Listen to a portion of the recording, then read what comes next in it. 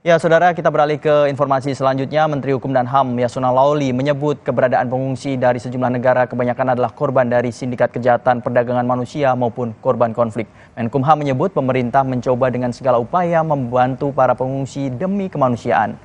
Menurut Menkumham, hingga saat ini jumlah pengungsi dari sejumlah negara yang masuk ke Indonesia hampir mencapai 15.000 orang, termasuk gelombang pengungsi Rohingya.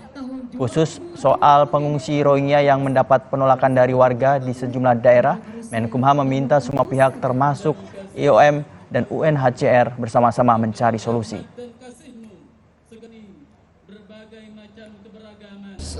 Indonesia sudah cukup banyak melakukan hal-hal yang baik dalam menampung para pengungsi. Di kita ini sekarang ada hampir 15.000 ya, 13.000-an lebih pengungsi. Afghanistan, Iran, yang terakhir Rohingya. Ya, memang ini adalah sindikat. Ya, sudah ditangkap oleh polisi. Ada kepala-kepala daerah yang tidak mau lagi menerima mereka.